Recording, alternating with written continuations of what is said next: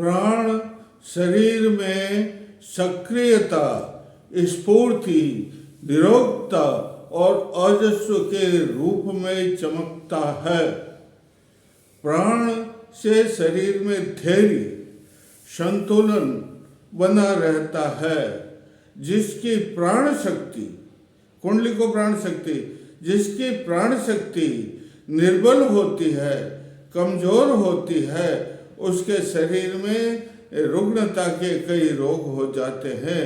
उसकी आंखों में तेजस्विता नहीं रहती है, उसका मुखमंडल चमकता नहीं है, वह क्षीण काय दिखाई देता है। उसका प्रभाव भी लोगों पर नहीं पड़ता है। उसको देख करके लोगों में कड़ी मनोभावनाएं हो जाती है। ये अभाव है। इस अभाव को मिटाने के लिए हमें कुंडलिनी की साधना करना चाहिए। कुंडली की साधना करने से ये मानसिक और शारीरिक शरीर में जो अभाव है वो मिट जाता है। कुंडली की साधना करने से मनुष्य की प्रगति का पथ प्रशस्त हो जाता है। कुंडली की साधना करने से मनुष्य में प्रचंड शक्ति, सुन लेना अच्छी तरह से, कुंडली की साधना करने से साधक में प्रचंड शक्ति और अद्भुत शक्तियां उत्पन्न हो जाती है। ये कुंडली जागृत करो भाइयों।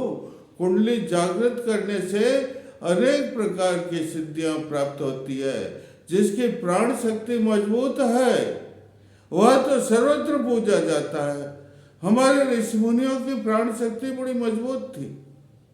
ऋषि मुनि थे ना, आज से 4000 साल पहले, 5000 साल पहले, 1000 त्रेता युग में, सतयुग में और इस द्वापर युग में जो ऋषि मुनि थे, तपस्या करते थे आश्रमों में, उनकी प्राण शक्ति, ऊर्जा शक्ति बहुत मजबूत होती थी और उसका पूरा प्रभाव उनके पूरे आश्रम में पड़ता। किसमें पड़ता था? और उस प्राण शक्ति के प्रभाव से जो सिंह भी उनके आश्रम में आ जाता था तो हिंसा को त्याग देता था। गाय भी आ जाती थी तो सिंह के पास बैठ जाती थी और डरती नहीं थी। लेकिन जब वे आश्रम को छोड़ करके, आश्रम की सीमा को छोड़ करके आश्रम से बाहर निकलते थे तो वापस में पहले जैसे हो जाते थे। इसलिए प्राण तो सीमित है, प्राण तो क्या है? सीमित है, लेकिन कुंडलिनी शक्ति असीमित है।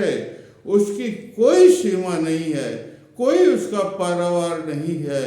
इसलिए हे जो साधक ऋषि मुनि तपस्या करते थे आश्रम में और जो कुंडली की साधना करते थे और जिस स्थान पर बैठते थे और आसन लगाते थे, उस आसन पर उनकी तपस्या की चिति शक्ति, कुंडली माता की चिति शक्ति उनके आसन में छा जाती थी, उनके आसपास में बिछ जाती थी और जो भी साधक उनके पास में आता वो उस चिति शक्ति के प्रभाव से उसकी भी कुंडलिनी जागृत हो जाती थी। तो जिसको कुंडली जागृत हो गई है वो अपने समान ही दूसरों को प्रतिभाशाली बना देता है। इतना कुंडली जागृति का प्रभाव है। इसलिए साधकों, मैं तुम्हें आदेश देता हूँ, हमारे जो कुंडली शक्ति जागृत करने के जो शास्त्र थे, अनेकों हजारों, जिनकी कोई गिनती नहीं थी, वो विलुप्त हो गए हैं। अब कुछ शास्त्र रहे हैं या कुछ लोगों को ये विद्या प्राप्त हो गई है तो वो सिद्धियों के, ये सिद्धि है ना कुंडली जागरण की सिद्धि, यहाँ तक ये सिद्धियाँ प्राप्त, भौतिक सिद्धियाँ। कौन सी सिद्धियाँ? भौतिक सिद्धियाँ ये षटचक्र है ना, मूलाधार, स्वाधिष्ठान, मणिपुर, अनाहत, विशुद्ध चक्र तक तो सब भौतिक सिद्धियाँ मिल जाती। अणिमा, गरिमा, लघिमा, महिमा, जो कुछ भी भौतिक सिद्धियाँ मिल जाती। लेकिन ऊपर जो दो ये चक्र हैं, आज्ञा चक्र और सहस्रार, और इसमें जो है आत्मिक सिद्धियाँ, भगवान से मिलन की सिद्धियाँ प्राप्त होती है। इसलिए हे साधकों, हे श्रोताओं, मैं तुम्हें आदेश देता हूँ कि जो इस विद्या को नहीं जानते हैं उनको अभी से इस विद्या की साधना कर देना चाहिए। अगर वो अपने जीवन को सार्थक करना चाहते हैं, अगर वे अपने जीवन को प्राणवान करना चाहते हैं, अगर वे जीवनी शक्ति को प्राप्त करना चाहते हैं, तो अभी से इसकी सिद्धि प्रारंभ कर दीजिए। बिल्कुल सरल है। पहले ये कुंडलिनी की शक्ति का निवास स्थान मूलाधार में है। किसमें है? मूलाधार के स्वयंभू लिंग के 3.5 फेरे खा करके लिपटी हुई है। और इसको जो है प्राण योग से योगाग्नि से इसको जागृत करके, क्या करके इसको जागृत करना पड़ेगा भाई। जब ये जागृत हो जाती है और सुषुम्ना के मुंह में प्रवेश कर लेती है, तो षटचक्र मैंने आपको बताया अभी, ये षटचक्रों के एक एक चक्र के अंदर फुदकती, उसकी चाल कभी फुदकती हुई पक्षी के समान, कभी दादुर के समान, और कभी मंद मंद इसकी चाल होती है। और जो जो ऊपर चढ़ती है, मूलाधार में चढ़ती है, तो मूलाधार की सिद्धियां प्रदान करती है। जब स्वाधिष्ठान की सिद्धियां प्राप्त करती है, देती है। और जब इसमें मणिपुर में जब ओम पद्म होम, ओम पद्म होम, ओम पद्म होम साधक साधना करो, ये मंत्र है इसका। किसका? मणिपुर को चेतन करने का, सिद्ध करने का। ओम, आंखें बंद कर लीजिए, ऐसे बढ़ जाए। ओम मणिपद में होम, ओम मणिपद में होम, तो इसकी सिद्धियां आपको प्राप्त हो जाएगी। अनाह चक्र में ये जाती है तो इसकी सिद्धियां देती है। विशुद्ध चक्र में जाती थी भौतिक सिद्धियां जितनी भी है, 27 प्रकार। कितने प्रकार की? 27 प्रकार की भौतिक सिद्धियां हैं, सब इन पंचचक्रों से प्राप्त। लेकिन आत्मिक सिद्धियां जो है, आप मेरे इस चैनल को सब्सक्राइब करें, लाइक करें, और जब मैं इतनी मेहनत करता हूं तो एक प्यारा सा कमेंट भी करें। तो हे साधकों, आप इसकी साधना शुरू करो। हे श्रावकों, सोने वाले मुमुक्षु किसे कहते हैं?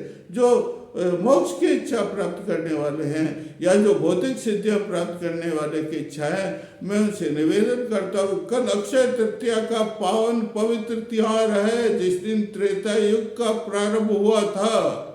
है कितना पवित्र त्रेता युग था, उसका प्रारंभ कल से हुआ है। कल से आप इसकी साधना शुरू कर दो। इसकी साधना आज से तृतीय अक्षय तृतीया के दिन कुंडली की साधना प्रारंभ करो। मैं आपको आशीर्वाद देता हूँ।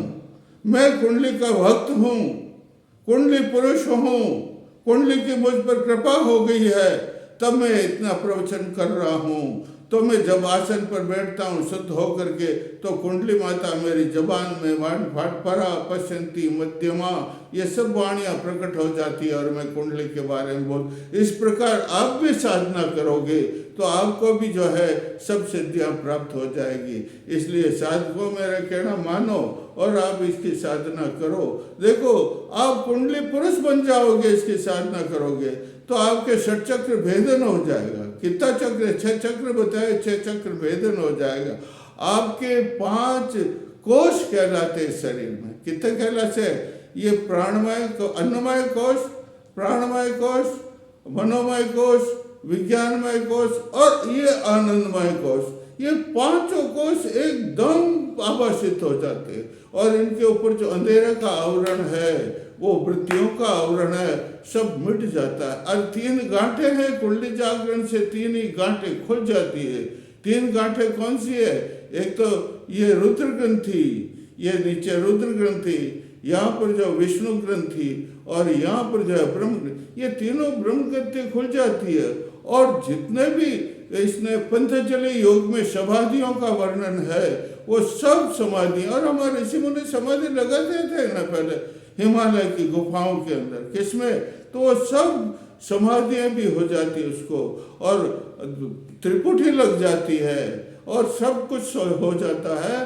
तो वो जो है सिद्धियाँ आपको प्राप्त, मेरा कहना मानो, आज से ही आसन लगा करके शुद्ध हो करके और इस विद्या का विद्याधन और साधना करना स्वास्थ्य को शुरू कर दो। बहुत अच्छा आशीर्वाद देता हूँ आपको। देखो, कुंडली भेदन करने का, हे माँ कुंडलिनी, एम कुंडलिनी सिद्धिम देहि देहि स्वाहा, एम कुंडलनी सिद्धिम दे स्वाहा, वेदन की एम कुंडली षटचक्र वेदन कुरकुर स्वाहा, एम जगतमात कुंडलनी, क्या बोलोगे? एम जगतमात कुंडलनी सिद्धिम दे स्वाहा, तो आपको माँ सिद्धि दे देगी, आपके षटचक्र वेदन हो जाएंगे, आप भी योगी बन जाएंगे, आप भी योगीश्वर बन जाएंगे।